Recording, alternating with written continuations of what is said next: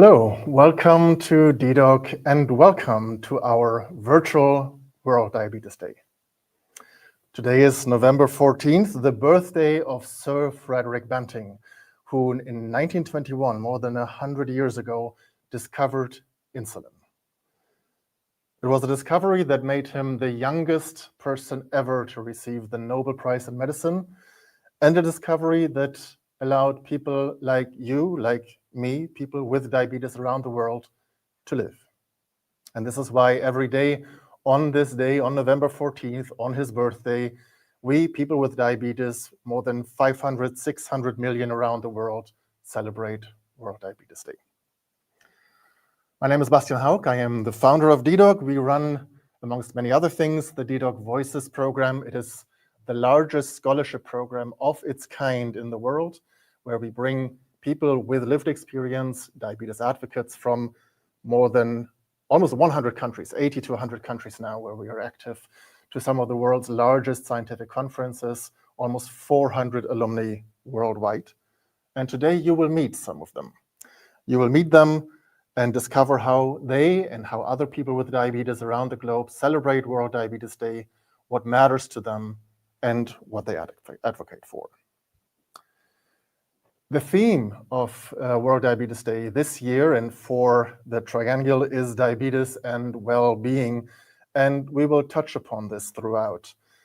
In a recent global survey conducted by the International Diabetes Federation amongst people with diabetes, 3 in 4 people living with diabetes have experienced anxiety, depression, or other mental health conditions because of living with diabetes. 4 in 5 living with diabetes experience diabetes burnout. I myself can tell a bit about this. And 75% of people living with diabetes would like to receive more support, maybe peer support like we do at dedoc, but more support for their emotional and mental well-being from their healthcare providers, or maybe from you, from the community. We will be sharing the link to the IDF Global website with resources, with a toolkit on this campaign around diabetes and well-being, with toolkits, resources, videos, lots of videos of dedoc Voices, by the way. You can see it here in the comments. You can see it on our Facebook, on our YouTube, and on our website. Before we start with this year's Virtual World Diabetes Day, a few thank yous.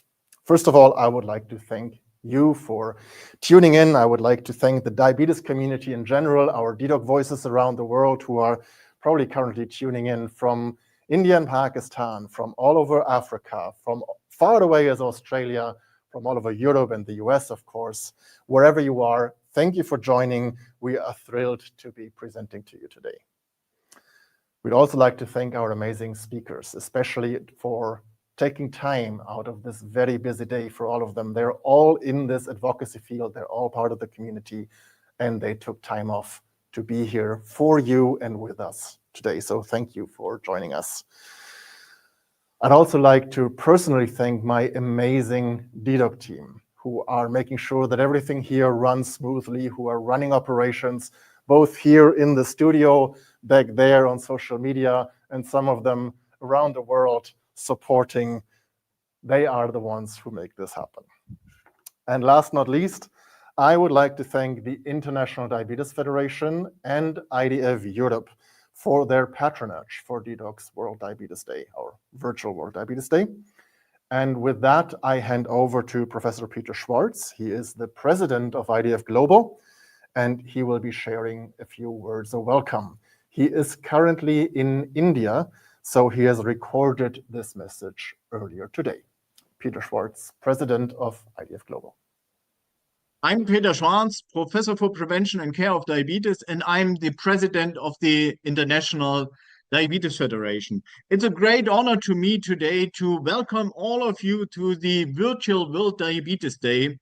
And I'm very glad that the partnership with dedoc for this virtual World Diabetes Day and the International Diabetes Federation now can take place, and I have the patronage of this virtual World Diabetes Day. As I said, it's an honor for me, but It is an honor to serve IDF, to serve the quality of diabetes care for people living with diabetes. And this is what this year's World Diabetes Day is about. For me, it means leveraging, increasing, putting energy into raising awareness to translate this into improving the quality of diabetes care for people living with diabetes worldwide. This is a challenge, but there's also a very big need. There is a lot what we know about diabetes, but there is a lot what we have to achieve to improve accessibility and availability of diabetes care. I'm traveling a lot around the world. I try to visit all the member organizations, and I always ask the question, what is your biggest unmet need? And this often comes addressing well-being, addressing behavior, addressing quality of life of people living with diabetes. And this is what this year's World Diabetes Day specifically is about, diabetes and well-being. 75% of people living with diabetes ask for help because 80% already have impact or have lived an impact on the quality of life. 80% already report about burnout due to diabetes. And this is something we should not accept. This is something we should change. Often we as healthcare professionals focus on diagnosing, pharmacotherapy, measuring outcome, and we forget often about quality of life and well-being of our people living with diabetes. And this is where I have my passion, my energy, and this is what I would like to change. Putting the need of the patient in the middle of the treatment, in the middle of all the approaches to deliver care, in the middle of our intervention to improve the quality of life and well-being for people living with diabetes. As president of the International Diabetes Federation, I will make this a priority. I will focus on educational activity. I will focus on strategies to raise awareness also for politicians and stakeholders. And I will focus on building a global community of diabetes teams. So learning from each other, translating positive role models into other countries, always driven by the goal, improving quality of care. So I'm proud to be here. I'm honored to be the patron of this year's virtual World Diabetes Day. And I'm wishing all of you a very good, very important, very active World Diabetes Day. I'm passionate about learning and hearing from you about your activities, about your steps forward. Let's not only talk, let's walk together to a better well-being for people living with diabetes.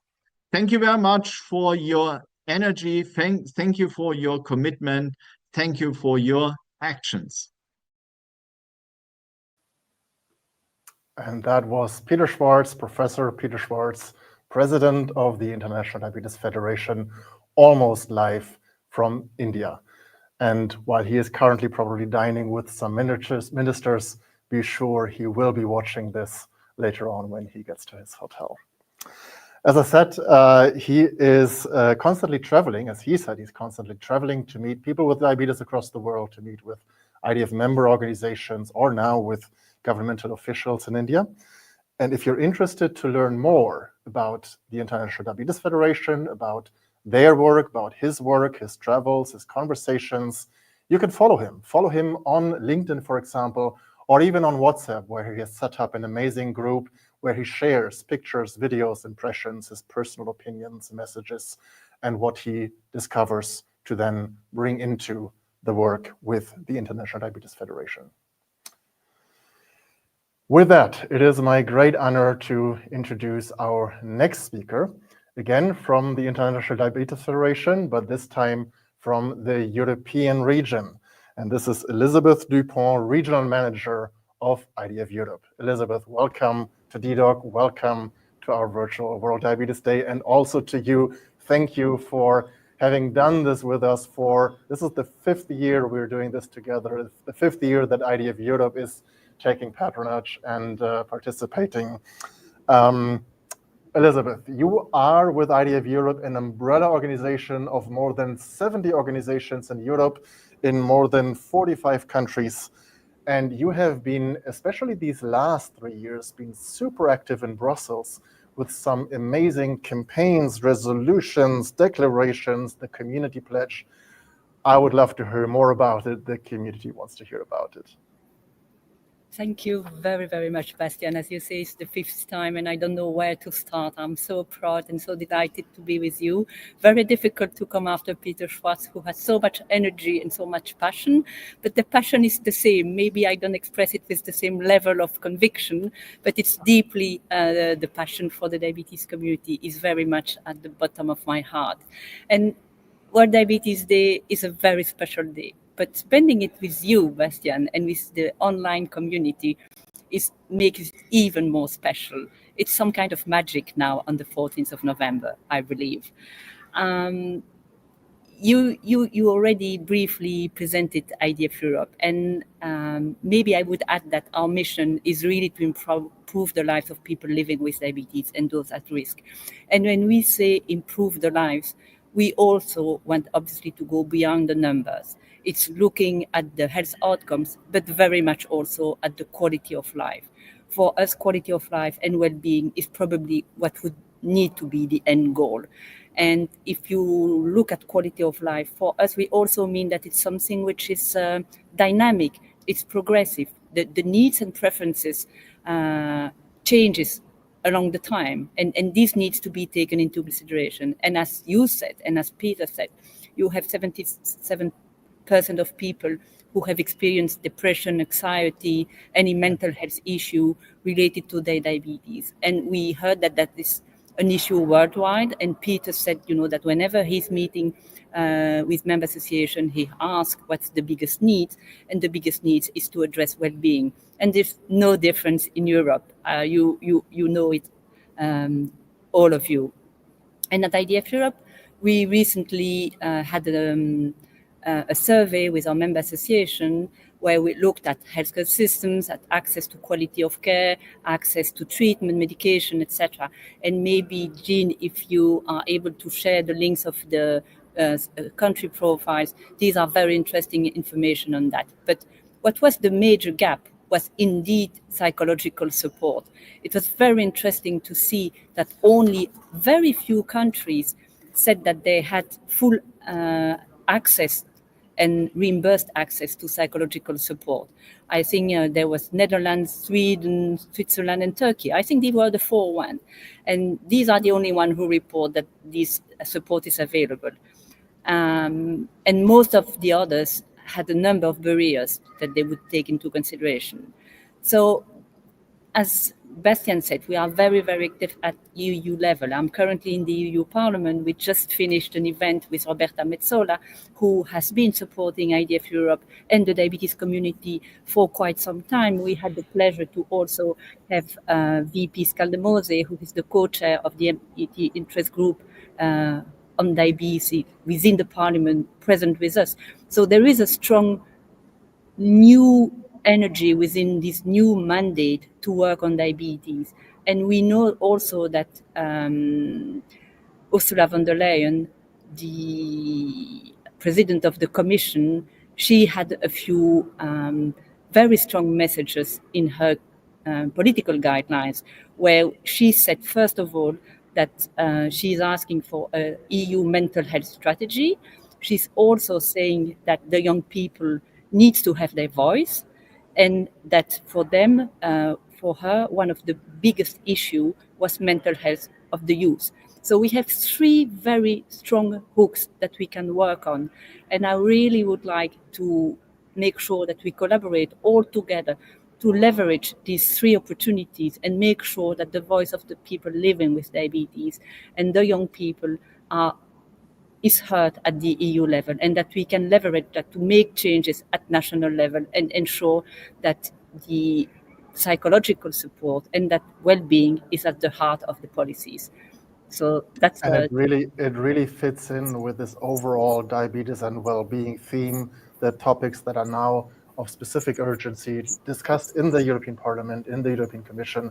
It's great to see that you are actually in the parliamentary building right now. And I remember these events that you we then as IDF Europe used to put on from my own 5 years on the board of IDF Europe, where we Indeed. do this every World Diabetes Day and in between. So glad to And we see were this very is lucky 10 days ago to have about 15 people living with type 1 diabetes between 18 and 30 who came to Brussels and came to the parliament, tried to start a meeting with MEPs assistant, etc. So starting this advocacy work, which is so important. We know that, for example, President Metsola, she stayed until she heard the voice of the type 1 and the type 2 representative in the event. She left before the healthcare professionals. So it's very important to hear that kind of feedback from her side. And I'm very pleased to see that on the agenda we have Sophie Miller, who is part of, who was in Brussels with us and is already very engaged in a number of activities. And that group visit you were just referring to, that was part of the YODA group, which is the IDF Europe's youth initiative, youth community, young and not so young anymore, young adolescent people living with diabetes, type 1, type 2, who are helping promote the messages and these more political heavyweight, the 2022, we had the resolution on diabetes with the European Parliament. Then 2023, WHO and IDF Europe had the declaration on accelerating action. And then this year, the Diabetes Community Pledge. And that will be shared on all our channels because there, IDF Europe is asking people with diabetes to sign that pledge and support 32 million people living with diabetes in the European Union. Thank you very much, and I wish you all a very all the links here. You can see them on screen, but if you're on Facebook or YouTube, you can just click them or find them later. I have one more question talking about YODA and the youth community, youth initiatives that IDF Europe is doing.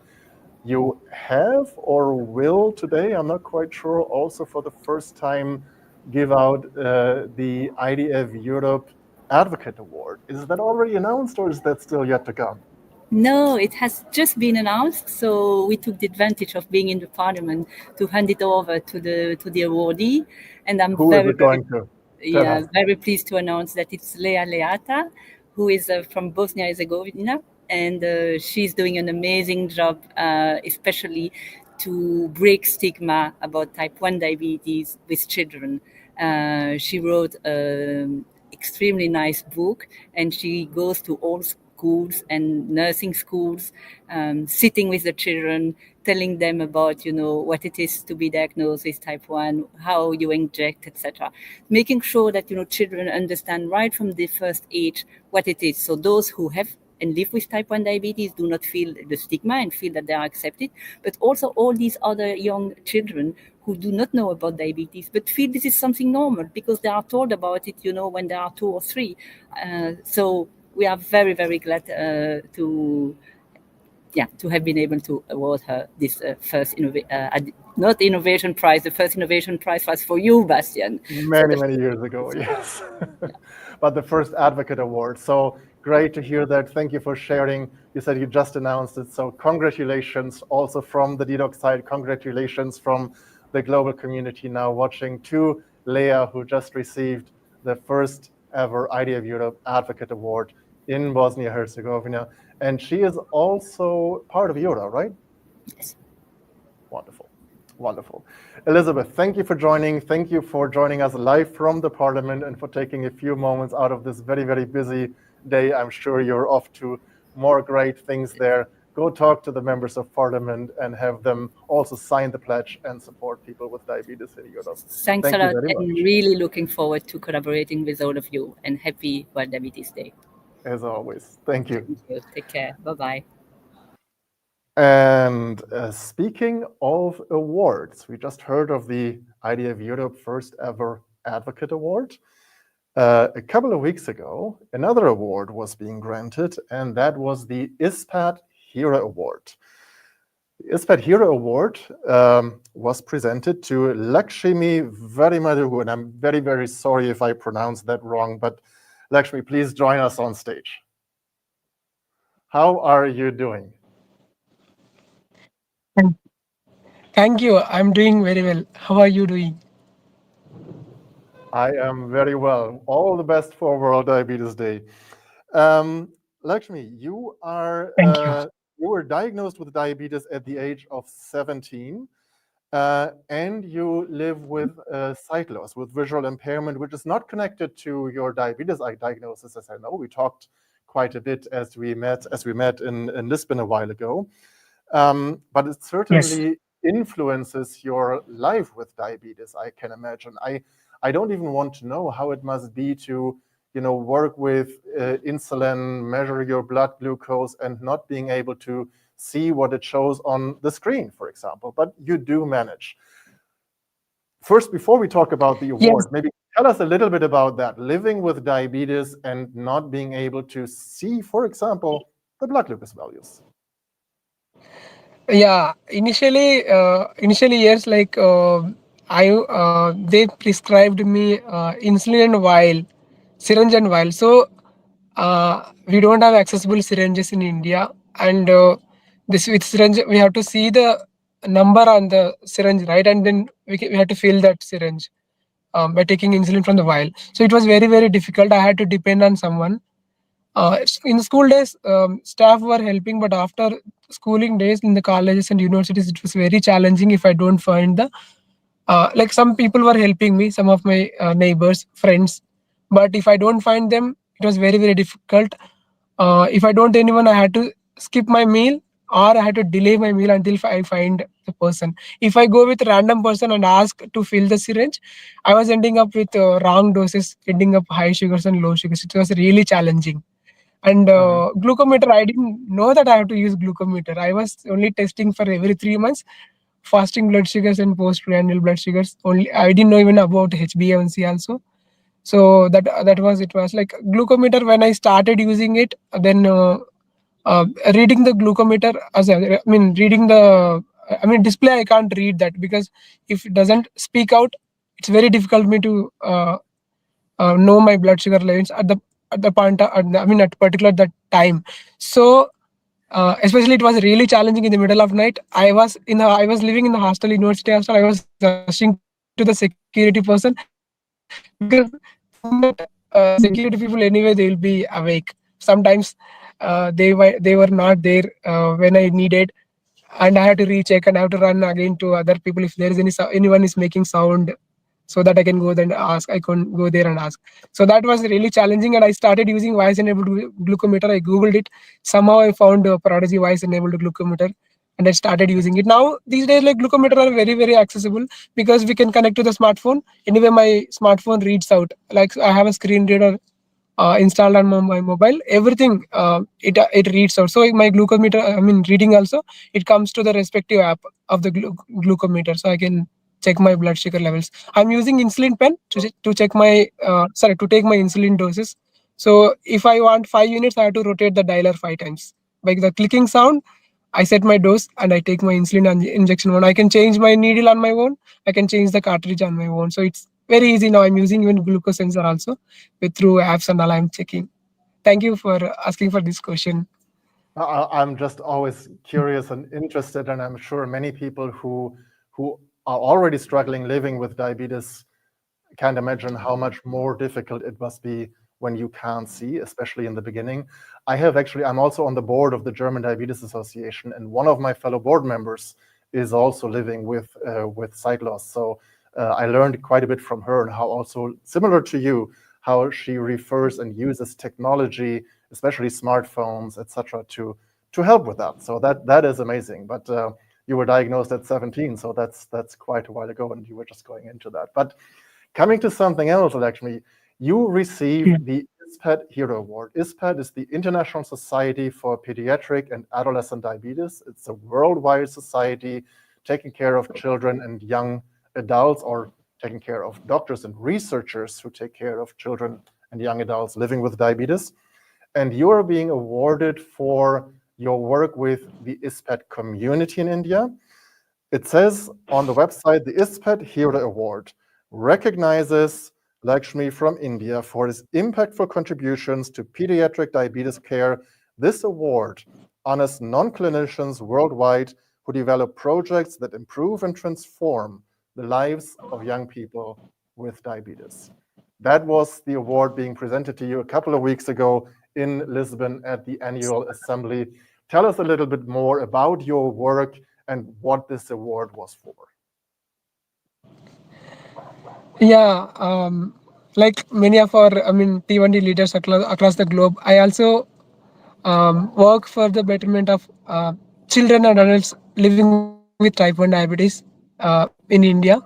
So our main, work includes like day-to-day. We teach them day-to-day diabetes management. We give emotional counseling, like many of you, and we also represent to the government our challenges, the need of diabetes supplies, insulins, and glucometer strips. And now governments are coming forward to help in the coming days. It's going to be a big change in India. Many state governments are coming forward, and we also conduct online meetings, in-person meetings in different parts of the country to motivate. And the interesting thing that I always do is, even my friends also make me to do, is that magic show. They call it as magic show. Like, I just show the children how I check my glucometer reading and how I take insulin on my own. They love it so much, and they appreciate me a lot. I'm grateful for that, all that love and affection. Yeah, and we are handling so many projects both nationally, and I mainly work for Andhra and Telangana state.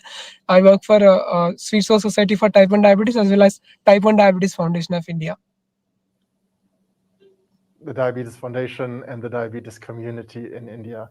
And Yes, yes. ask, how many of the many children and youngsters that you work for, you say they all love your magic tricks and they love to see how you deal with diabetes. But how many of those also live with sight loss, with visual impairment? And is there a special connection then there? Can you help them, of course? No, they are like they are all those children and adults are without. They are not with a vision challenge. They are regular people. But in India, I heard that here and there are around 5-6 people with these challenges, both challenges. So we are also figuring out whether we can do something for them, people with multiple challenges also. But generally, like all the other T1s are like not visually impaired. They're all normal only. They don't have any complications. Small children. Yeah, I know that, but I'm sure that for those few that are living like you must be a specific kind of role model, and that award presented to you must also mean a lot for them and for the community in India in general. Thank you so much. Lakshmi, thank you for joining us here. It was amazing to meet you in Lisbon a couple of weeks ago and talk so much, especially during that amazing evening we had there. And we will, with dedoc and with some of our dedoc voices, we will be coming to India in February next year. So I really hope to see you there and meet you in person again. Yeah, we'll be very happy to meet you all, and we'll do something here. Please join. Please come to India, and thank you, dedoc Voices. Like so many leaders across the world are able to represent T1D in many conferences. Thanks to dedoc Voices. And all because of all of you. And you are one of them.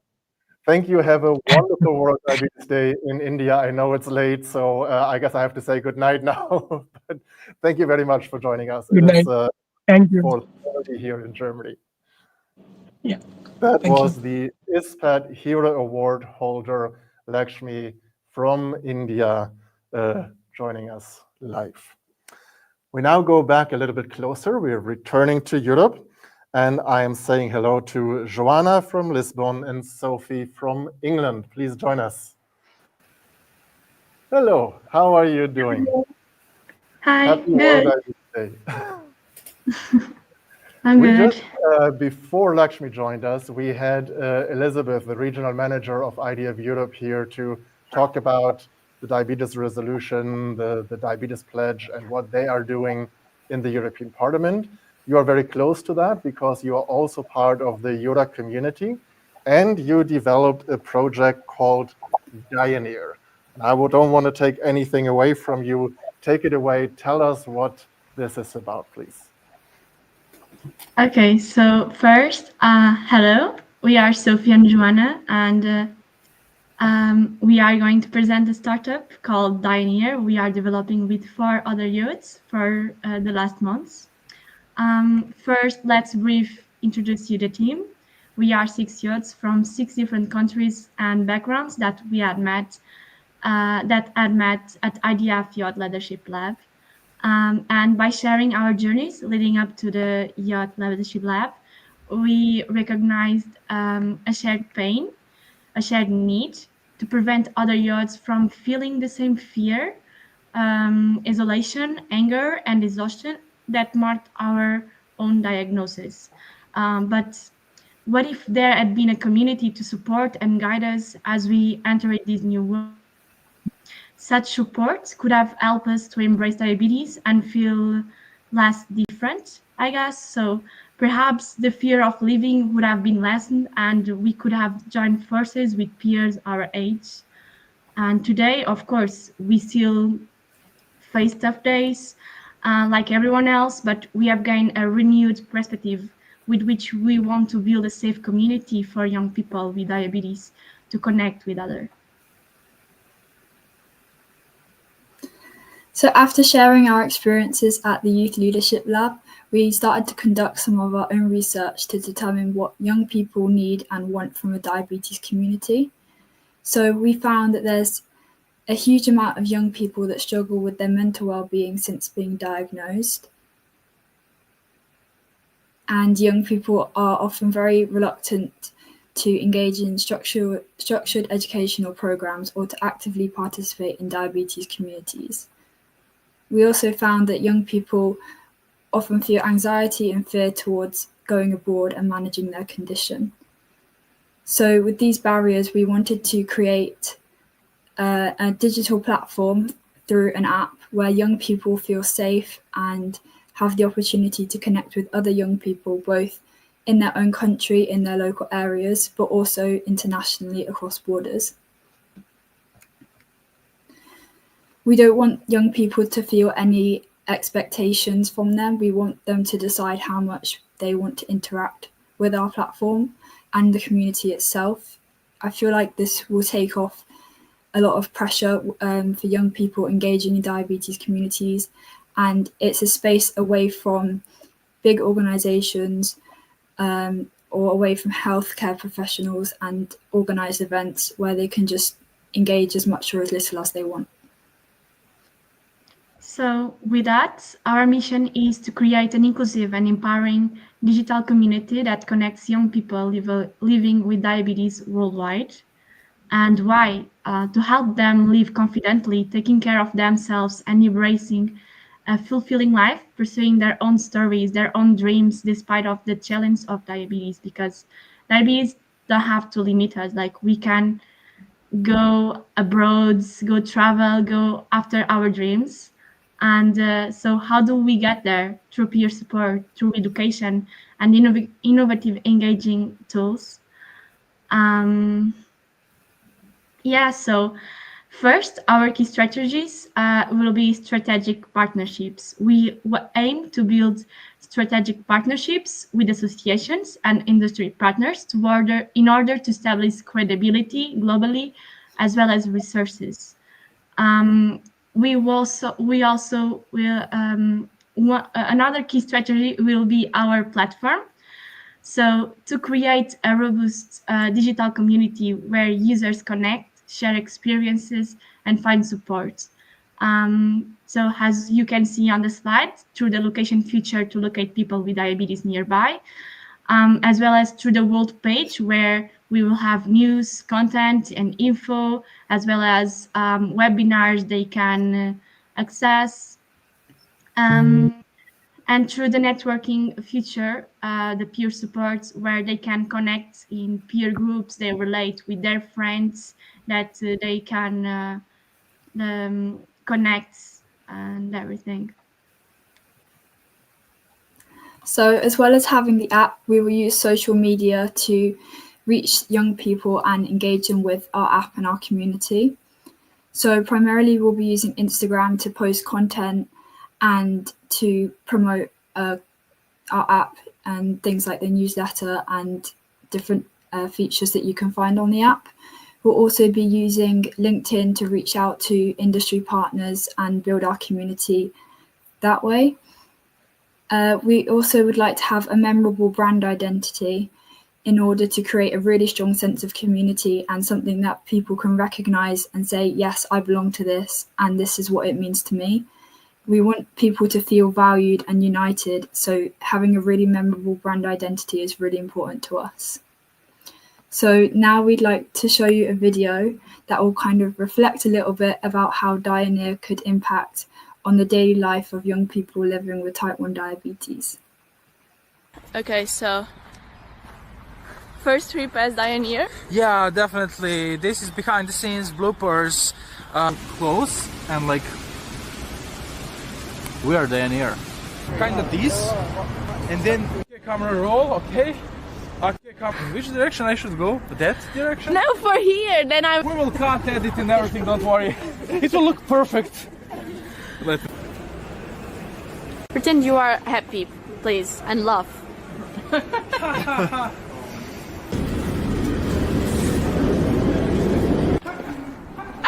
Blood sugar high? No, I'm low. I found Dioneer.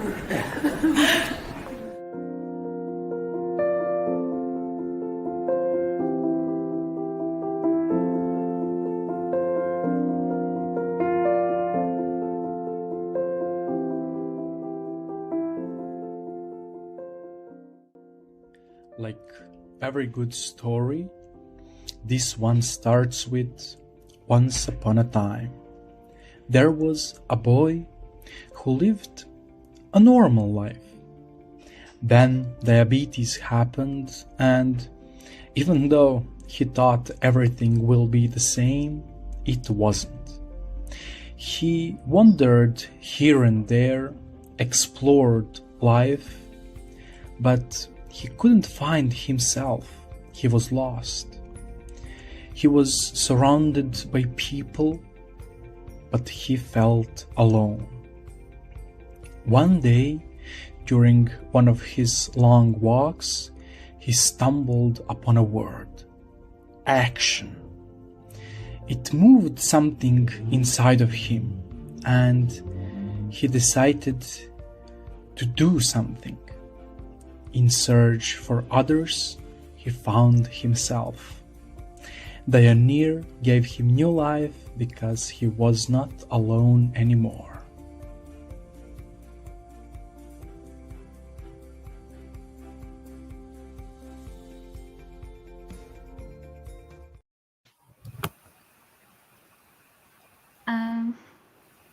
So yeah, that was our idea, our project. Thank you so much for your time. And if you'd like to know more about us and our startup, if you are interested in partnering with us or simply want to share your feedback, we would love to hear from you. Feel free to reach out via email. We have here on the slide, or send a message, either me or Sophie. Thank you.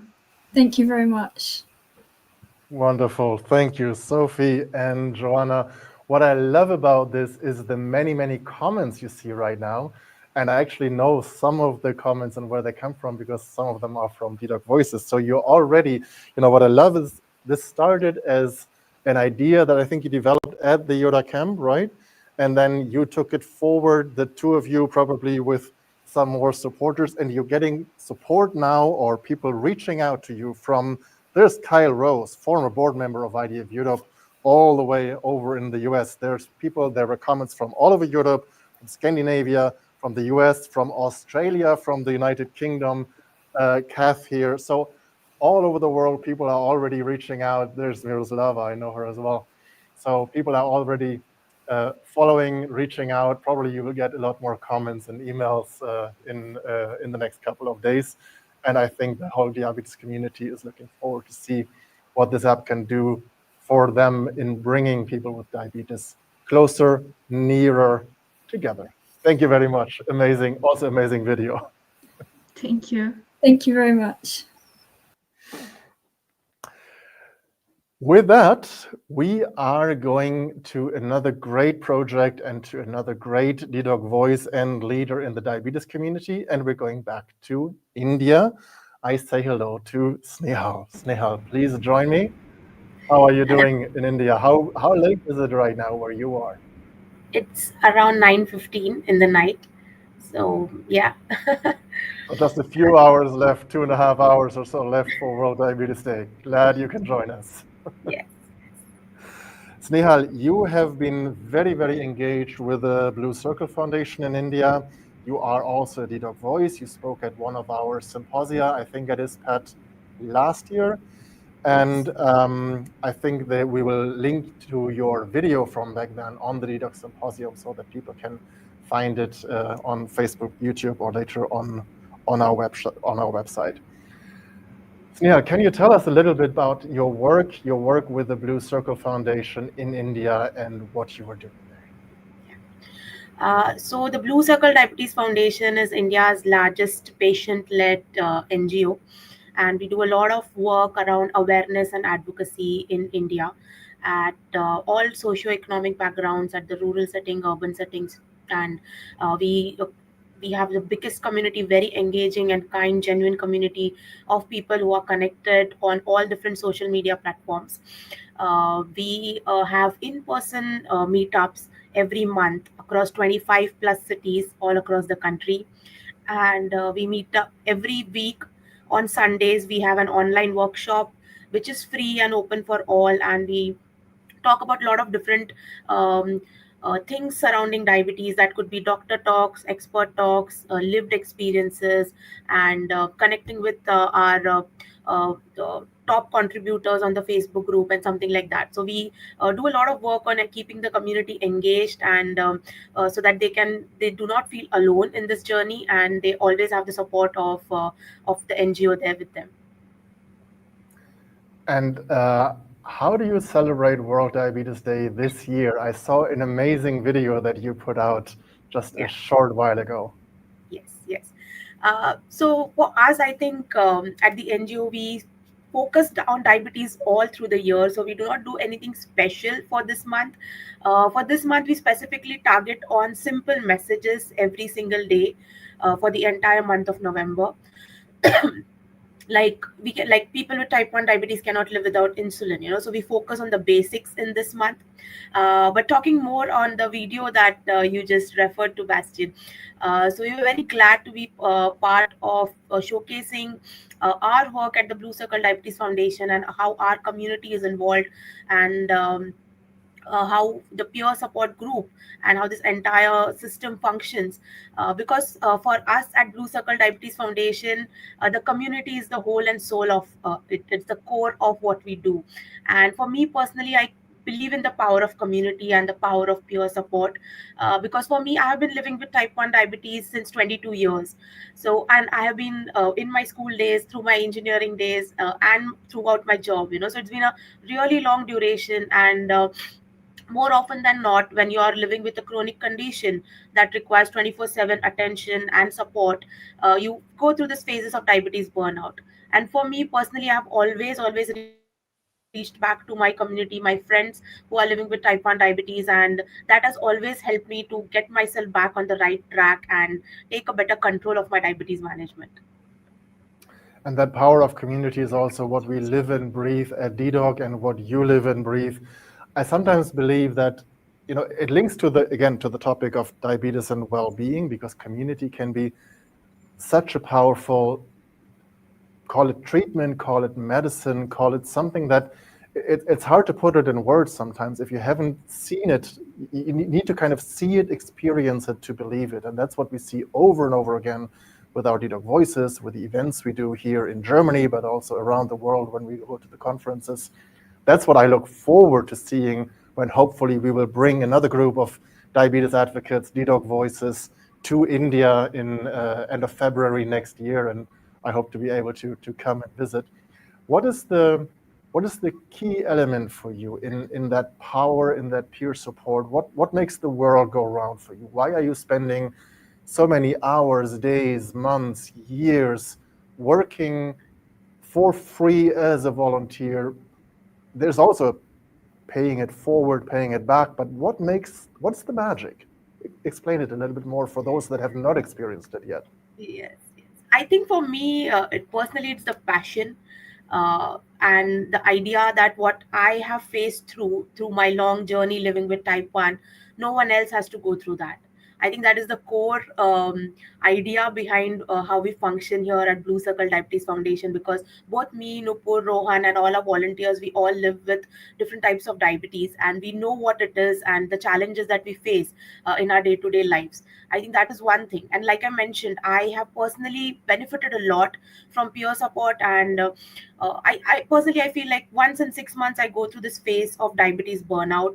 And I always reach back to my community. I always like to meet my other friends from the community, and just meeting them, sitting with them, having a cup of coffee together. That kind of gives that subconscious mind shift change, and that is something that I cannot explain in words. That's only when you come to the meetups regularly, you meet people who are living the same condition like you do, and then you can certainly feel that your quality of life is improving and you're better able to accept the condition that you are supposed to live with 24/7. And I believe that is, I mean, I have experienced this firsthand here in Germany, a first world country. I believe that can be doing even more for people in a country like India, where the healthcare system is often not as supportive, especially for the poorer people in the community. But people with diabetes supporting other people with diabetes can do so much. And Snehal, I believe we have not the whole video here, but we will show an excerpt of the video that you were just publishing, just because it is so amazing. The full link is here, but I think my team will show a short version thereof. Blue Circle Diabetes Foundation is a people-led movement, and everything that's done by the foundation is done by people who actually live with diabetes. The role of community is basically to bring people together, to tell them that you're not alone, this is okay, we can all do this together.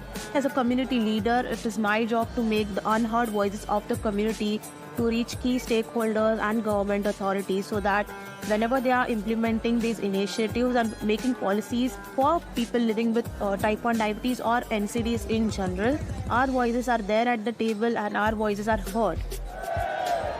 We are in this for the long run. It's not a 100-meter race, it's a marathon. I love it, and I know it goes on. I encourage everyone to watch the whole micro documentary. I think I really loved it when I first saw it pop up on social media a while ago.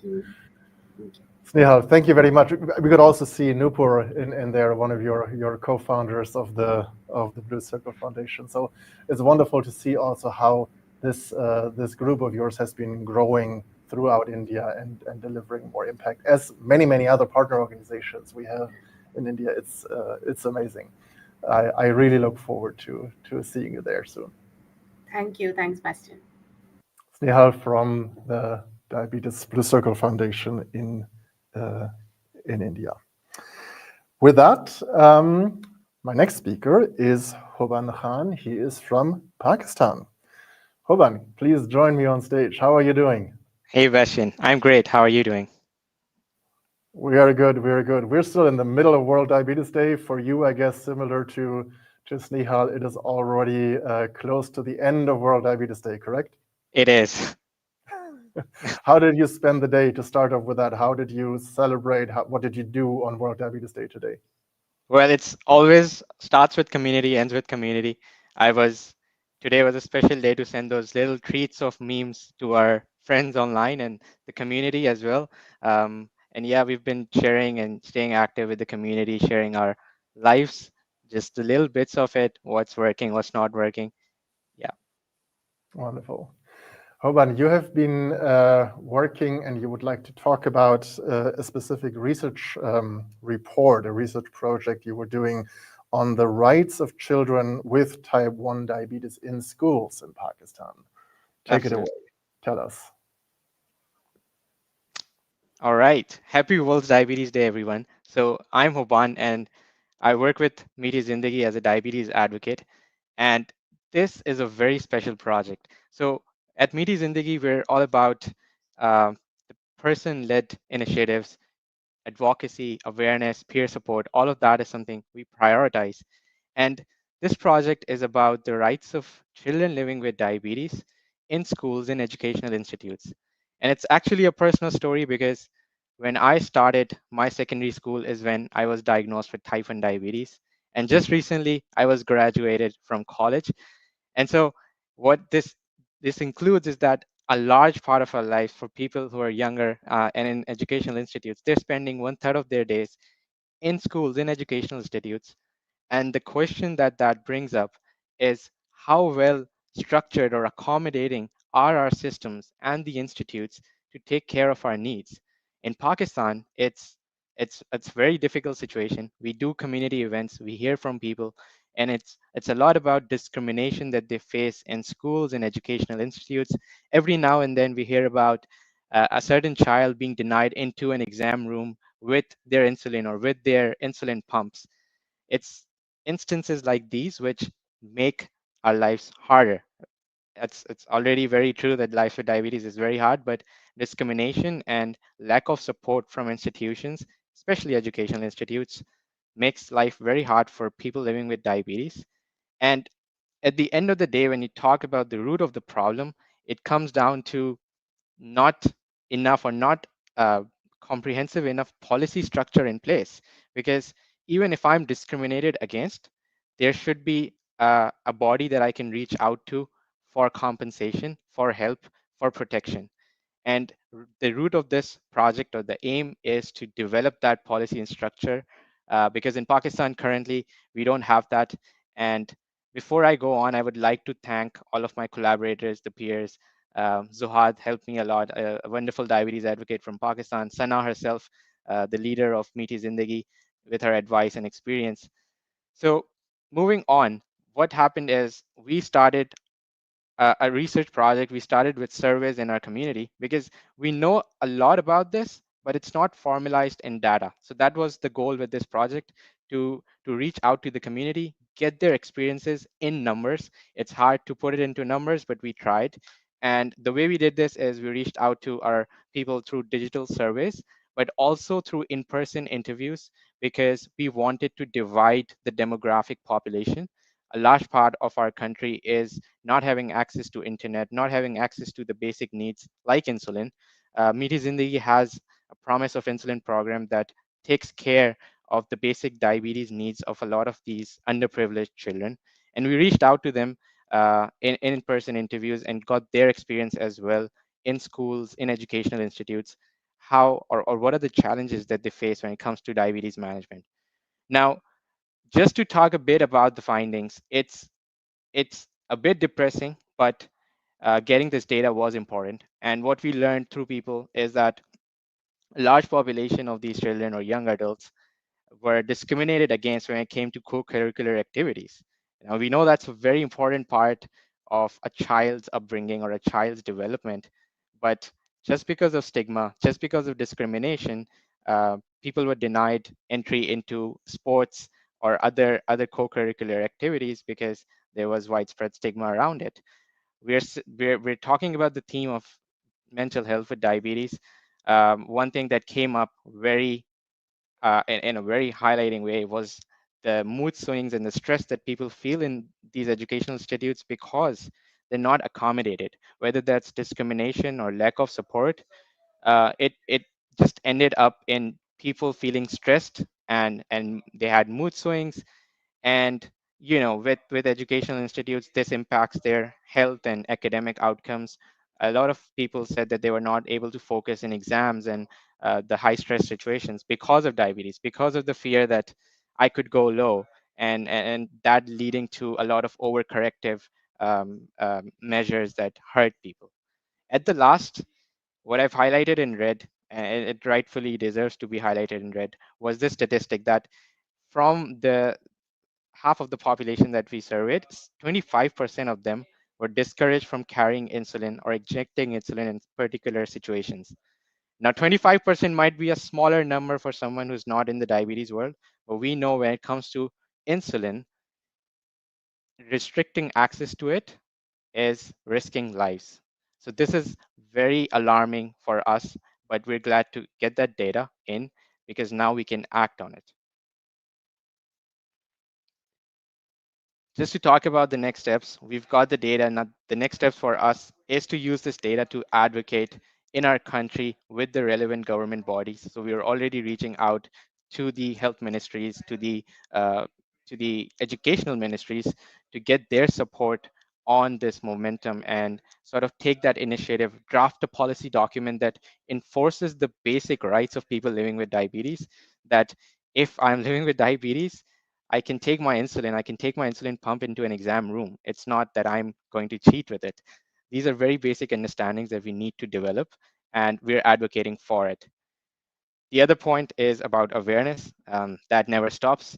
It's important to do policy, but on the side, we're doing awareness sessions as well. Meet Zindagi regularly sets these community events where we talk about these issues. We bring people from the community to the stage, and the agenda is always to make people understand what it's like living with diabetes. In the end, I would just like to say that it would be a lovely pleasure to connect with all of you. You can find the links over here. I've also put a QR code of a research report if you want to dive into it and find out more about the research report and what were the findings in there. And yeah, reach out to me or Meet Zindagi for finding out more. I would just like to take a moment to thank dedoc and the overall diabetes community for their support and everything that you're doing. Just to share on a personal note, this project was started in a very normal conversation with one of the dedoc voices from India, Mirdula. I don't think she's here, but it was just a conversation leading to a project in Pakistan and a lot of diabetes advocates getting together. So it's very important for the community to keep talking, and it's very important for DDoc to keep providing this platform and really making a difference. And we're definitely going towards a better future. So thanks a lot, Bastian, and thanks to everyone who's tuned in today for everything you do. Hoban, I think it is for us and for the diabetes community, especially, of course, in Pakistan, but in general, to thank you, to thank people like you, to thank your organization, Meet Zindagi. I'd like to just very quickly pick out 3 things from what you were presenting, not directly, not repeating that, but on a more meta level. What I find amazing about this is that, as you were saying, it starts in a normal conversation. This is part of what we experience over and over and over again with the DDoc Voices program. We bring on every larger conference in the world, we bring up to 25 diabetes advocates, who we call DDoc Voices later, together, and they just meet, exchange, have conversations, and they lead to the most amazing things. In this case, in your case, even more interesting in a way that it was between you from Pakistan and another diabetes advocate, another DDoc voice from India. We know your 2 countries are officially, at least, still at war. But then it leads to a proper research project driven by people living with diabetes. This is what is generally referred to as citizen science. This is something that has developed more and more over the last years and decades. But it is so amazing to see this come to fruition. You're doing proper research to back up your claims and say, and then the next thing, number 2, you don't stop there. We always say diabetes advocates, and some people don't really know what do we mean by that. It's a bit of a word, but you do the research, you take the findings, as uncomfortable as they are or as shocking as they may be, but then, as you're saying, you go and you reach out to policymakers. This is advocacy at its core. So you're actually asking for policy change, and you can back it up with data now. That is advocacy. You're standing up for something that you think is necessary, that needs to be changed. And I think everybody crosses all fingers and toes that you will be successful with this. And then the third thing is you're going out even further than just the policymakers to do advocacy. You're going out to, like now, basically, to raise awareness around this in an even more global way now here at the Virtual World Diabetes Day. But also, I would love you to do what you probably already have, an executive summary, a write-up, a blog article about this on the DDoc blog. And we could even try and push it to journals like the BMJ and the Lancet, who we have quite good relationships with, because this is the kind of stuff that, more people should know about, not only in this community, not only here on World Diabetes Day, but especially also in the larger healthcare community, the professional community. And I want to really congratulate you and Miti Zindahi on doing what you're doing. It's amazing.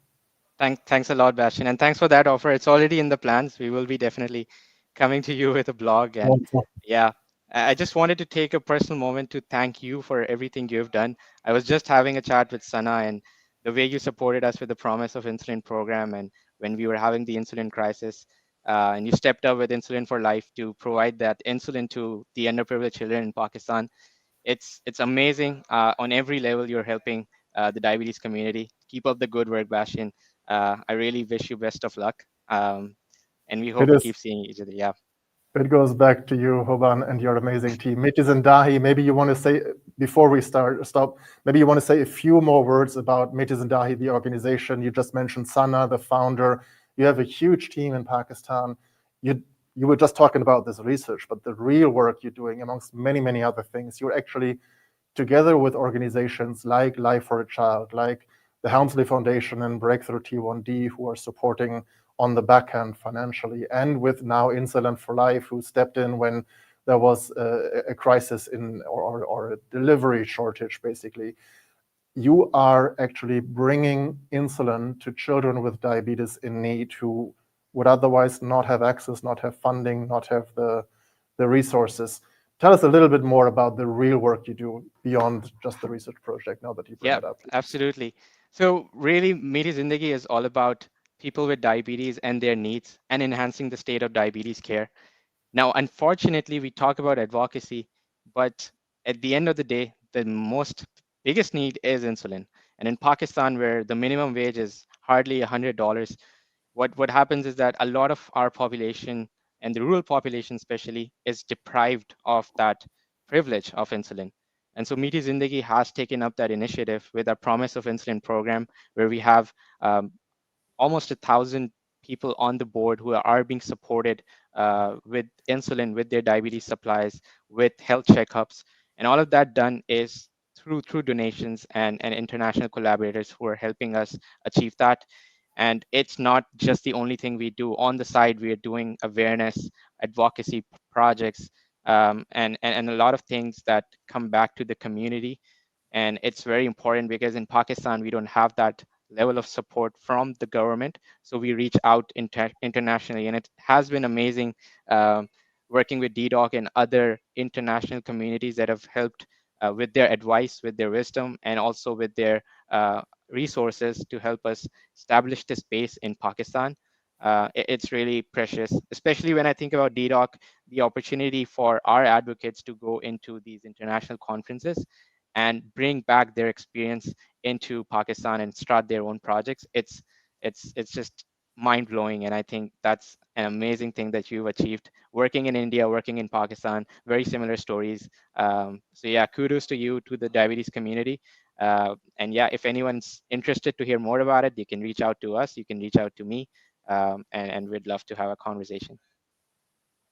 Hoban, again, thanks a lot. I think the work you do is amazing. We will see each other very, very soon in Singapore, I hope, and then we'll see. Thank you, Hoban, Miti Zindahi, the work that you do, this research project, again, there is the link here to you and to the research project, and I would encourage everybody who is following to click on that, to follow the QR code maybe, and actually read the study. I am seriously impressed. Hoban Khan from Pakistan joining us live. Have a good rest and late hour of World Diabetes Day there. Thank you for joining us. You too, Bastian. Take care. Take care. I was just informed that one of our speakers is going to be missing tonight. We would have usually had a little bit more information presented by someone who many of you may know, Renza Shibilia, who is also our global head of advocacy. She was going to talk about a number of things. She is living in Australia. She was going to talk a little bit about the End Diabetes Stigma campaign, and also about the dedoc Voices program, which you've heard quite a bit about. And before we go to our next speaker, I have to kind of fill in the gap for those who don't know what we're doing. It has been coming up every now and then, so let me bring in a few things. First, there's the link to the End Diabetes Stigma campaign that was started in Australia, but is now global. It is addressing stigma around the world for or against people living with diabetes. If you want to support the pledge, there's a pledge against diabetes stigma, then please go to this website and sign the End the Diabetes Stigma pledge.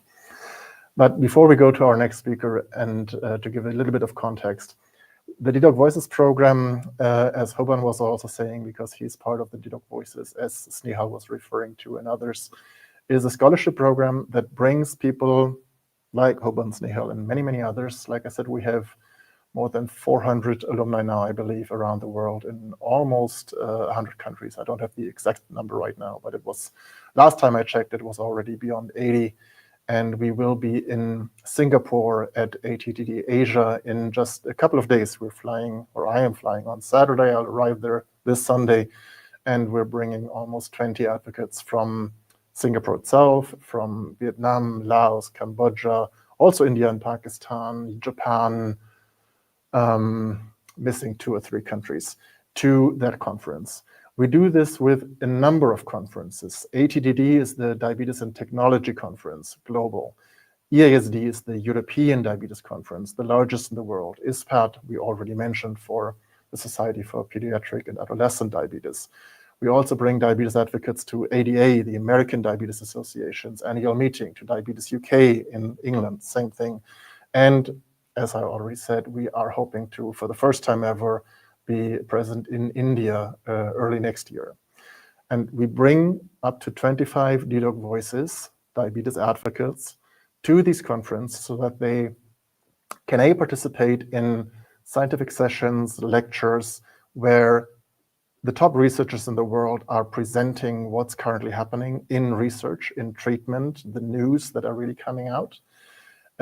We ask them to not only follow these sessions, but then translate what they learn, not only into different languages, but into lay language, to then distribute the knowledge that they receive there in other forms, be it in citizen science projects, be it through social media, Instagram posts, etc., but in a form that people with diabetes who might not read scientific papers or follow scientific conferences understand.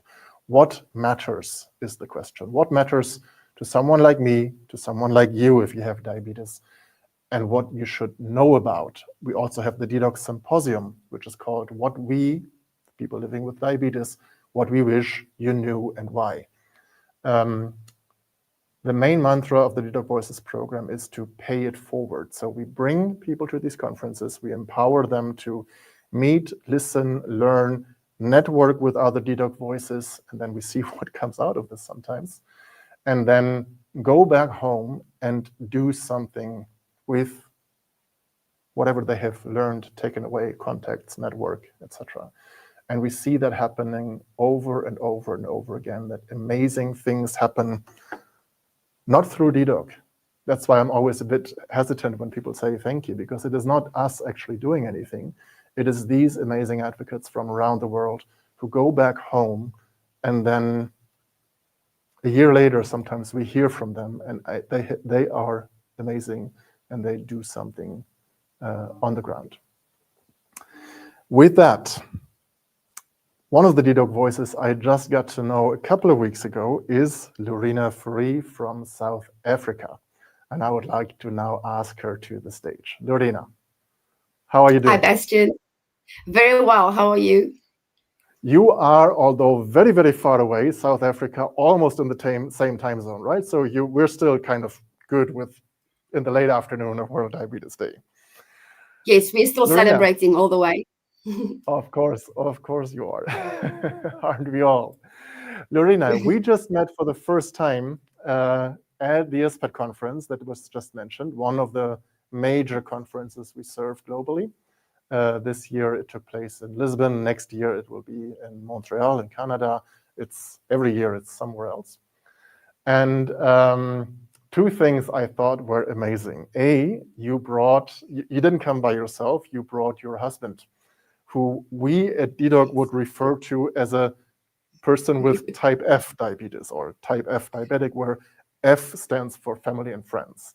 So we have the type 1s, we have the type 2s, there's also the LADA diabetes and MODI diabetes and many other clinical forms. Others say type 3, but for us, we also have the type F, the family and friends. So you brought your partner.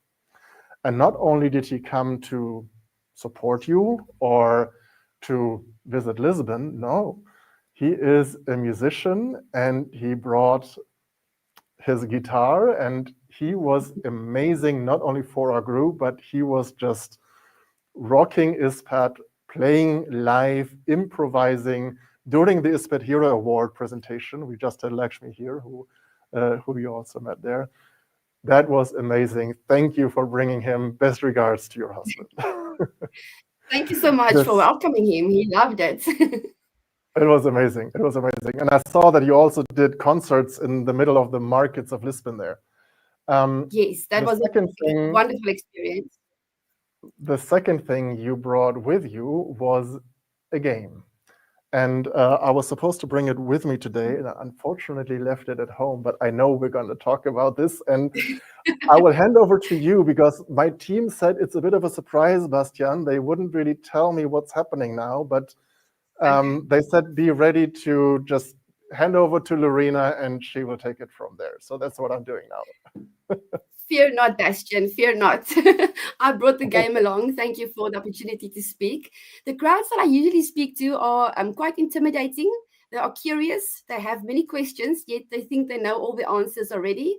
And their favorite word is why. And I call them the 8-year-olds, because that is who they are. They are eight years old, between 6 and 12 years old.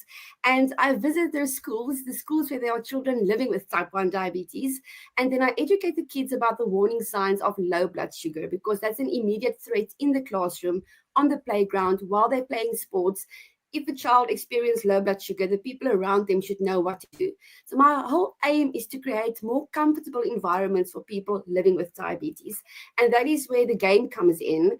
I created this game. It's an age-old quacker. I think everyone is familiar with this from when we were back in school. We used to put out the names of all the cute boys on the inside, and then eventually you hope you land on the one you wish to marry. That did not work for me, just saying. That's not how I met my husband. But I diabetified it a bit. So I've created one with all the warning signs of low blood sugar on the inside. So I go to the classroom, and then I have this massive one that I take with me. And the kids just love this. It's like taking your puppy to school. Everybody wants to touch it. They want to play with it. And it creates quite a bit of excitement in the classroom. And then usually when the kids living with diabetes see that I'm there, I arrange with the parents and with the principal beforehand. And they are so excited to have someone living with diabetes in their classroom or for the grade. They can't wait to come and stand with me in front in the classroom. And then they get to answer the questions their friends have to ask, or they get to speak about the stigma, because there are many kids not being invited to parties because the parents don't know how to support these children or what to do with the sleepover and the highs and the lows that comes with it. Everyone does not live with sensor technology and things like that. And then the beauty of this is, in a fun way, we teach the kids the warning signs, and then after the session, each child receives one of these games and they take it home with them. So they play it in the class with the brothers and the sisters, with the parents, and in a fun way, we crush stigma and we infiltrate into the households without anyone actually realizing. So if you want to, we can play around. I'm not sure if you can see on my screen. I can see it very well. Okay, great. You can pick any word. Sorry? You can pick any word. Yes. Of those, I mean the water or the yes, apple or these. the banana? Yes. I'll go for the apple. Apple. Then we spell APPLE, and then you pick a number. I see. I'll go for the 8. Just to keep you busy. Biggest one. Then you go 1, 2, 3, 4, 5, 6, 7, 8, and then you pick another number. Okay, I'll go for the 3 now. 3. And then 3. when you open it up, Thank you. Behind each number, there is a warning sign of low blood sugar. So number see 3 will say feeling, feeling irritated. yes, and confusion and So dizziness. we did research within the diabetes community with the parents of children living with diabetes to phrase these words and sentences for them to be able to digest it. They don't know how to say they are nauseous, so they just say they feel funny or they feel strange. So we had to break it down for kids to be able to understand it. But from this, a whole new section actually developed where I was being invited to talk, do academic talks with healthcare professionals and medical students. The university will book me, and then I speak to the professors or the endos and teach them about lived experience from a patient perspective. So I created another version of this about the warning signs of type 2 diabetes, and it was welcomed quite a bit because it's a toy, but it's a tool. I like to say it's a toy, but it's a tool, and it's a game, but it's a game changer. That's the motto I stand by when it comes to this. And just about 3 weeks ago, we also translated the one for type 2 diabetes with the warning signs into isiZulu. That's one of our official. We have 12 official languages in South Africa, and that's been translated to one of our official languages despite English. And then I'm also at the moment, there's one of our universities would like to start using these in their curriculum for their dietitians to teach them the warning signs of DKA, because that's a part where they work with quite seriously. And yeah, that's just an exciting next level. And the beauty of this is, like I said, everybody wants to play with the puppy. So when usually the host will say, okay, so where's your presentation? And the first time I said, what? And he said, where's your presentation? And I said, well, I am the presentation. And I ripped up the game, and his face just went like blank. And I thought, we're both in trouble. But it's been going very well, and the feedback has been great, and schools are inviting us, and parents. I had so many requests to go to schools today, but there's only one of me, and I can only fold so many games overnight. So we're hoping to expand, obviously. And what's lovely is we can put any information inside. We can focus on low blood sugar or DKA or whatever we want to put into this with regards to diabetes. The sky is the limit. Wonderful. I love it already. And you see there's comments coming in again from all over the world, from Tazul, from Tom Dean was the first one who is, of course, he's a father, he's a teacher, so he knows a lot about schools, and he is the host of Diabetes Chat, one of the largest chat-based, Twitter-based diabetes platforms in the UK. And there's a lot of more comments coming here. So amazing. It's and you gave me the tiny version thereof, and I have it. Yes. The baby one for the small little hands, for the kiddies' hands. Exactly. But I love that it's actually something that you use with classes, etc. So I understand correctly, you go to schools throughout South Africa, you yourself, yes. And then engage the classroom, engage everybody who's there, the 80 years old. That's right. Yes, that's right. We organize with the parents, and we orchestrate with the school. We need permission from the school and the class teacher and the parents, and the child must be comfortable. So it's a big organization to get to the point to put my feet into the classroom. But then I go to the school and I do that talk. It's a 20 to 30 minute talk that we have. The kiddies are small, so we can't really talk for hours. And also, I'm not interested in teaching kids all the info about hormones and your pancreas, because it's a system overload for them. They will learn that later in life, and their friends can teach them about it. But if a child sits in the classroom or he's playing tennis and he's having a low blood sugar, that's an immediate threat. It can lead to a coma or death, and we need to be able to respond immediately and with confidence. So call a teacher, call a more mature age child, call a parent, but do something. You can't just let the child sit there. And if you see your friend is always up and about, but suddenly he's lying on his arms in the class, you know your friend, reach out and ask whether this child is okay, and you can initially save a life. And what I love about it, I mean, you said you're now doing it, you're going into the classrooms, but basically the game is, I mean, that's something I remember from my childhood. Like it's not, I don't know if it was exactly the same, but basically that everybody will understand that in a split second, Yes. even in 8 years old, right? It's a kind of thing. And then the amount of information is important. You curated it, but it's limited. So I guess if a kid plays that with his friend or brother or mom at home for, I don't know, 10, 15 times, then it'll be memorized, right?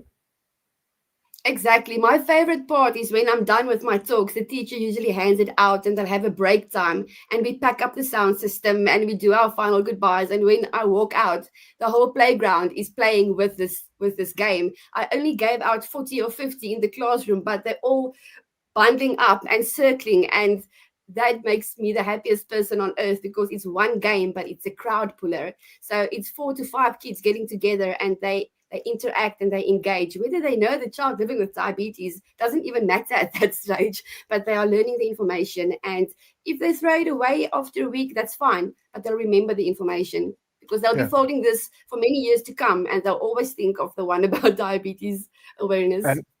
And you just mentioned one other very important point that almost got lost, is that, you know, there may be, I assume you're going to a school or a class where there is a child with diabetes in your class, and maybe that's just one, or maybe that's 2 in a school, you know, but very often, at least here in Germany, there's this one child in the class, and that one child already feels sometimes isolated, lonely, different, of course, and stigmatized. We talked about the End Diabetes Stigma campaign, but apart from learning for that child, it will be also teaching the friends, others in the class, or the whole class, or even the whole school, just by playing and helping to break the stigma, because it creates awareness amongst the whole environment. That is amazing.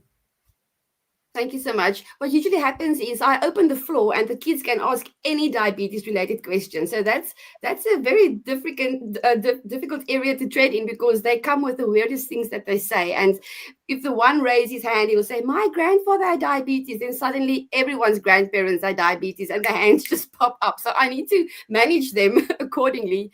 But sometimes the parents, they wouldn't want me to go and speak to the schools. I've had a situation where there were 3 children with type 1 diabetes in the school, and 2 parents said yes, and the one mom said no, I should not put any spotlight on a child. It's not even an option. I must just not even mention anything. And when I stood in front, I usually start by saying, who of you can count to 1? And then all the hands go up and they're like, obviously they can all count to 1. That's a silly question. But then I have their attention. And I said, we're here to talk about type 1 diabetes. And immediately the other 2 kids jumped up. And I know it was a bit of a eggshell situation with the child's mother. And before I could say a word, any other word, this child came to the stage and she actually started engaging. And it was such a beautiful moment, because the parent wouldn't allow the spotlight to be put onto her child. But this girl was so hungry for that, and she was so open to speak about her diabetes. But the parents, they were mismanaging the situation because of what they thought would be best for their child. So I always aim to, when I leave, the child must feel like the hero. Thanks to this child, all the other kids get a toy. So it's not about me. This is the tool, but I'm the tool operator. So I give the tool, and this brings the change. So they don't have to remember my name. They don't have to remember anything about me. But if they can connect the fun that they had with their friend, thanks to the friend living with diabetes, they had a fun time. They received a cool free toy. I'm happy. Wonderful. Lorena, thank you very much for joining us on World Diabetes Day. Thank you for letting me play with you, or you teaching me how to play the glucose glitch. We did show how to find you. If you're interested, if you want to learn more, please visit Lorena on LinkedIn, on her socials, or on her website. And maybe this will go around the world as well. Lorena, thank you very much. And say hello to your wonderful husband. Thank you so much. Bye-bye, everyone. We are almost coming to the end of World Diabetes Day, but we want to go back towards this year's topic. We said in the beginning, and Professor Schwartz, the president of IDF Global, mentioned it, this year's topic for World Diabetes Day is diabetes and well-being. We've talked about stigma, we've talked about many things. we've also touched upon well-being. We talked about diabetes burnout, and Hoban from Pakistan was presenting this amazing research, or amazing in that it was amazingly how it was done, but also quite frustrating in the outcomes. We're now going to invite Brandon to the stage. Brandon, please join me. How are you doing, mate? Doing fantastic. How about you, Bastian? I'm good. I'm good. It's good to see you. I know it was close. You were just making his work. You were out and about. Where do you just come from? Man, so long story short, I'm working right now. So, you know, the guys at work were, you know, generous enough to let me kind of slide in here. They know the importance of speaking on this and to the community on speaking about these things. So, you know, give them a thanks and a kudos. So appreciate them, and I hope you guys do too. Wonderful. Well, thanks to you, and thank you to your clients or employers for giving you a couple of minutes to join us here during World Diabetes Day live from the US. Where are you based? West Coast, LA. West Coast. All right. What time is it where you are? Oh man, right now it is we're just approaching 8:30 right now. 8:30 in the morning. Yes. Well, shift just started. All right. Brandon, topic for World Diabetes Day this year, and we talked a lot about it already, is diabetes and well-being, which relates to mental health and stigma. And you have your own, you bring your own story, your own perspective, and you approached us quite a while ago when we first met, but I'm also following up, and said you would like to open up and basically just talk about your personal story, your experience of living with diabetes, and I just say, take it away. Thank you. So my name is Brandon A. Denson. I was diagnosed with type 1 diabetes a couple decades ago. As we hear the word diabetes, it sounds so crippling and you know, so overwhelming. So many of us live with this disease, type 1, type 2, type 3, type F, all of these different types of diabetes. But one thing, you know, with living with this disease, it's taught me to be a little bit stronger, but also to have grace for myself, because no one day is the same. You know, I've been able to do some very, very, I think, awesome things in my eyes. I've been able to walk on at the Michigan State University and play football there, earn a full-ride scholarship, play professionally. But most importantly, I think those were goals that I had as a kid, you know, but I think being diagnosed at 17 years old, my world kind of changed, you know, as much as I wanted to achieve these goals and obtain these things. Most importantly, the diabetes had to take the front seat, and that ultimately has been the driver for the last couple of decades. And by no stretch of the imagination is it easy. So if you see somebody living with type 1 diabetes, type 2 diabetes, type 3, type F, you know, give them a round of applause, because, you know, we go through so many different things. Unfortunately, this is an invisible disease that does come with a lot of mental issues that could cause us physical problems and complications. But most importantly, you know, all I like to say is we live with diabetes, but it doesn't define who we are or what we're capable of doing. But it doesn't define us. But one of the great American diabetes bloggers from the early doc times said, diabetes doesn't define me, but it helps explain me. And that is something I find is a very interesting sentence, because yes, a lot of what we do, the diabetes might not define us. You know, we are brothers, fathers, mothers, friends, car mechanics, engineers, waiters, whatever we may be. There's many things, every one of us is. But diabetes does have an effect on so many things, not only on the 180 decisions, as we say, that we take per day, extra to the many decisions we already take, but it has an effect on everything in life, including, as you were just saying, the well-being in the also psychological way. And you said you wanted to talk a little bit about that as well and your experience. Absolutely. I think, I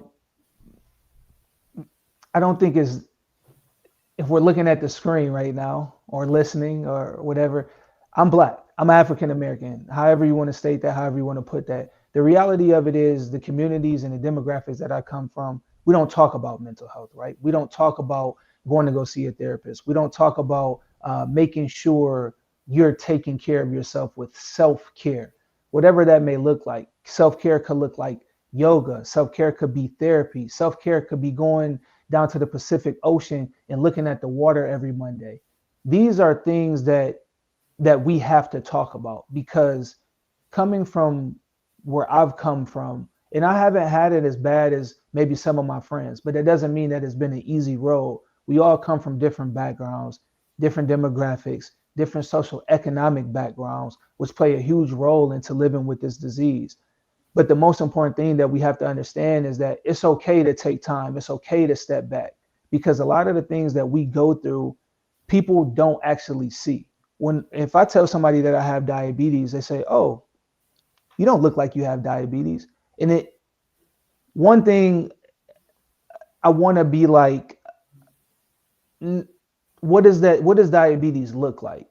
So kind of changing the narrative of what that looks like, because when you say diabetes, a lot of people say, "Hey, my grandma has it," or my uncle has it, and but also I think this thing of understanding that we have diabetes, what can we do to take the burden off, to not think as much? I'll be completely transparent. I've been seeing a therapist probably for half this year, and I had to reach out to my medical staff to just see if they could help me find the right therapist for me living with type 1 diabetes. And I think it's been very important, because growing up, going to therapy, it was like I was forced to go to therapy, and I didn't know why I was there. So I felt odd. It felt weird. I felt like I was being punished. As I played collegiate football at Michigan State, I chose to see a therapist. And I can say that it helped me with my diabetes. It helped me. It helped me in my academic life. It helped me from a football perspective, because it helped me kind of block out everything and pay attention to how can Brandon bring the best version of himself out. And these are things that in Black and brown communities is looked at as you're being vulnerable or you're being weak to talk to somebody about things that are going on. I'm still unpacking a lot of trauma from being a kid and coming up to even being an adult. And the important thing is that you're able to offload those things and talk about them, because if you don't, then you're just carrying on this weight. You just keep packing on this weight and packing on this weight. And at the end of the day, unfortunately, we will break. Especially living with this disease, that brings its own set of challenges in itself. But then, coupled in with trauma and everyday life and work. And, another thing is I actually just took a six weeks leave from work. I needed it mentally, burnt out. I'm okay saying that. But when you put the diabetes on there and then you throw the work in there as well, there's a lot of components and a lot of things happening, all at once. And, sometimes we really don't get, not sometimes, we never get a break from this disease, unfortunately. And that's the reality. And for other people looking at us, they don't fully understand that.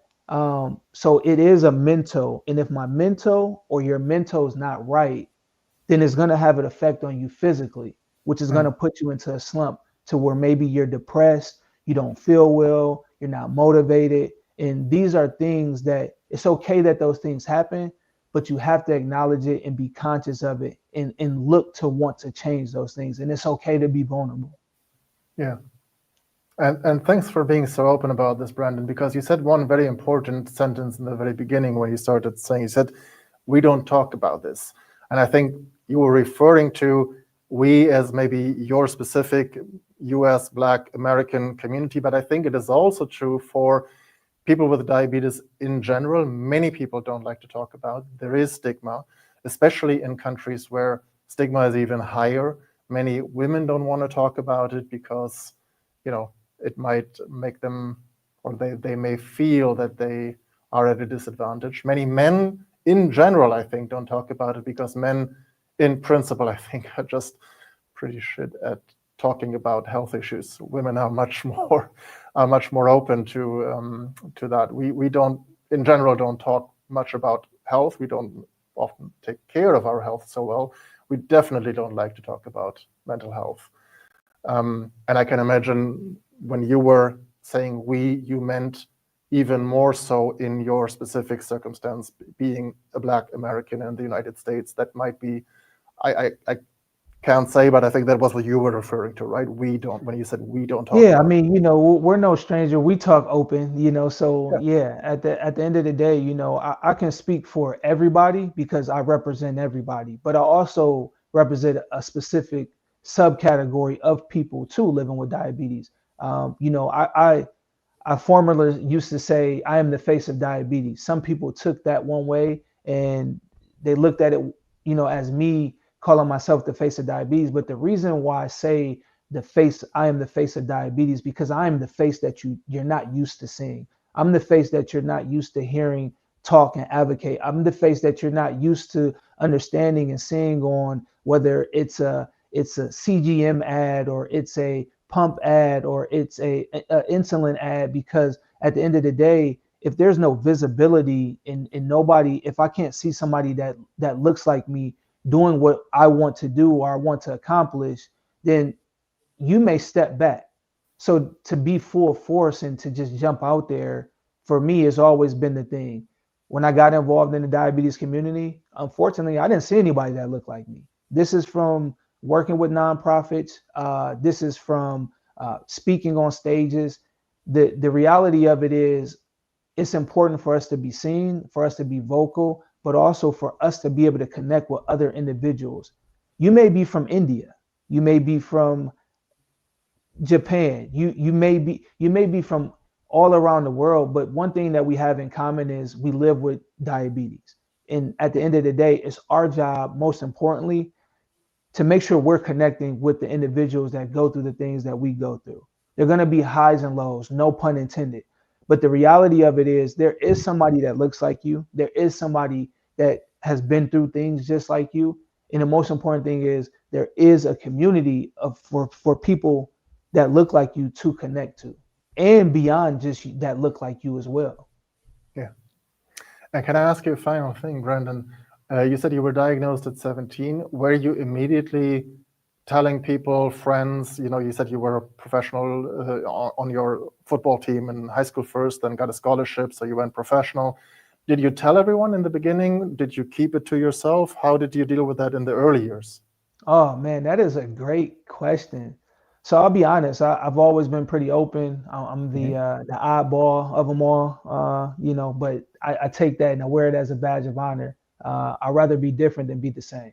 And, living with diabetes, we're all extremely different. When I went to Willow Run High School, when I was diagnosed in Ypsilanti, Michigan, which is no longer there anymore, the structure's there, but the school is not there, as in the Willow Run. And I remember this like it was yesterday. I was in the cafeteria. This was probably my first time ever using the glucometer around like hundreds of students. And I pulled the glucometer out and kind of dating myself because it was a code you had to put in on the glucometer for it to read the test strip. And I went to check my blood sugar, and one of my good friends, he probably doesn't even remember this, TJ Thompson, was like, man, like, what's that? And I'm like, I'm just checking my sugar. At that time, I felt away because I felt like he was being nosy and people around wanted to know. But what I realized, it was important for them to know what I was going through. It was important that they understood. So if I was having a low or I was having a high or I wasn't feeling good, that they knew if they can assert themselves and help. I've been pretty open, very open from the very beginning, because like I said, I didn't see anybody that lived with type 1 diabetes that looked like me. And that was extremely important. So I was on this mission, and I'm still on the mission on making sure I advocate, talk about living with type 1 diabetes, not just in the type 1 community, but the type 2 community, the type 3, the type F community, because there's so many different layers to living with diabetes. It's not just me.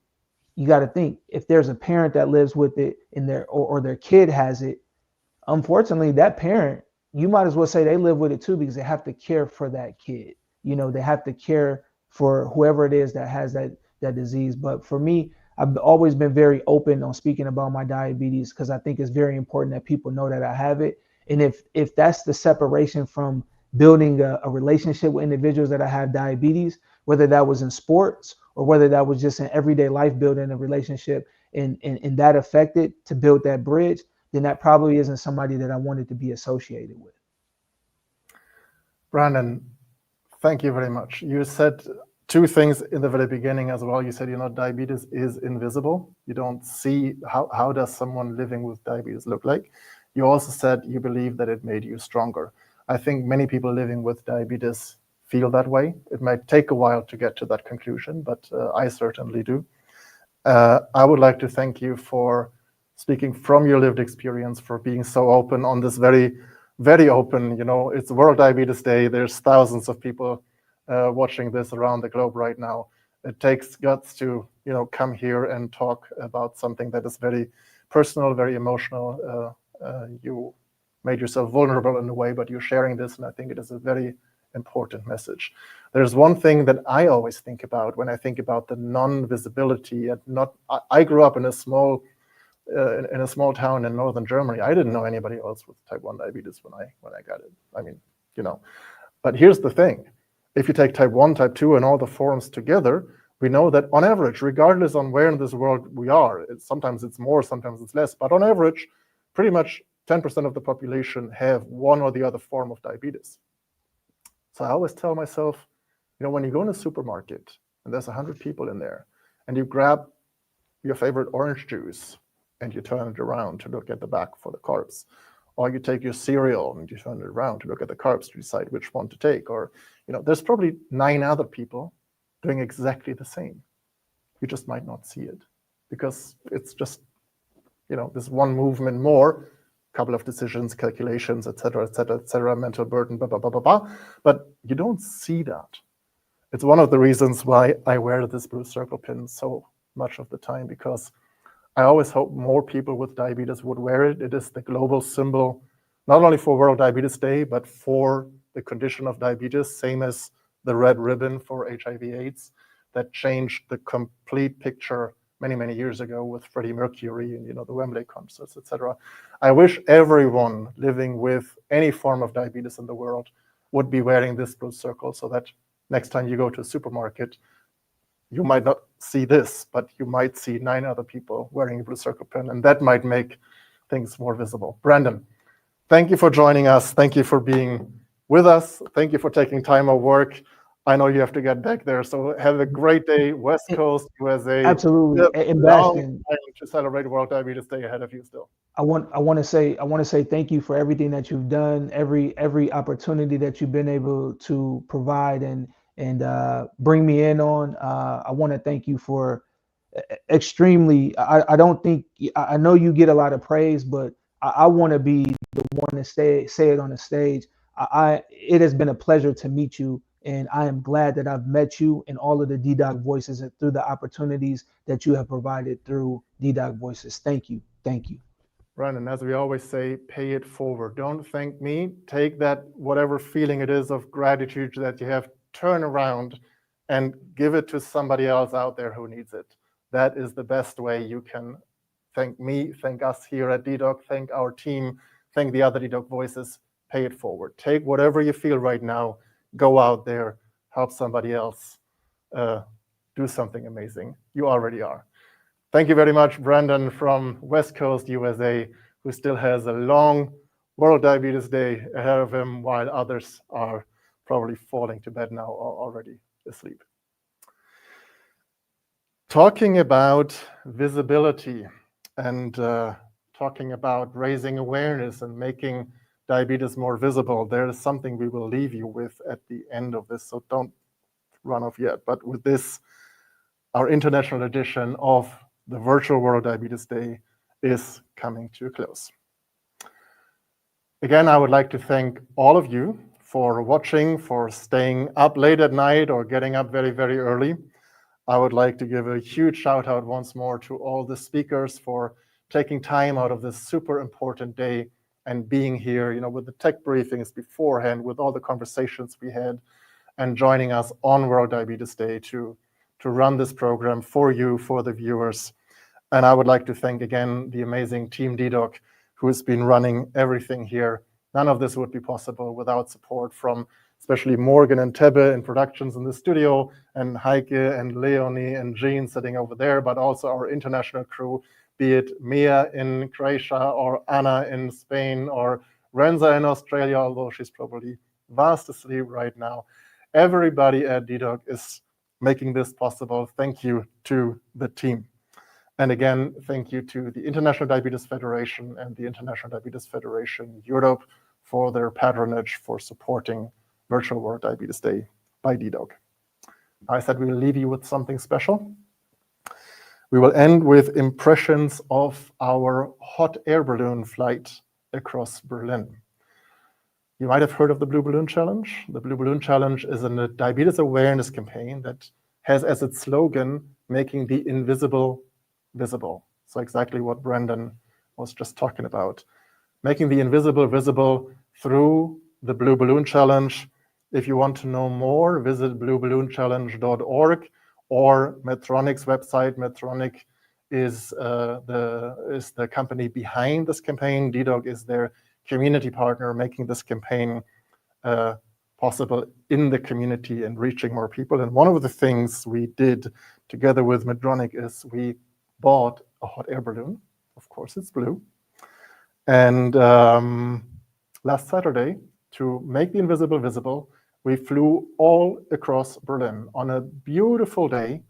And we will leave you with a couple of wonderful images from that flight across Berlin, where so many people looked up, saw the balloon, saw the hashtag Blue Balloon Challenge and the Medtronic and the dedoc logo and the Life for a Child logo, an organization that we have been supporting and Medtronic has been supporting for many years with a lot of money, and that has been supporting, we heard it before, organizations across the world in more than 60 countries by giving insulin to children with diabetes in some of the poorest countries in the world.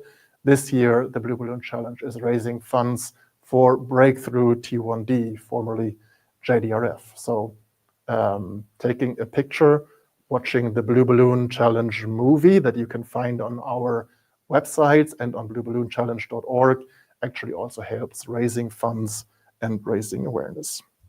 But with that, we will play a couple of minutes of that beautiful flight, take you up into the air to see how we raise awareness here in Berlin. This was dedoc. This was Virtual World Diabetes Day. Thank you. Goodbye.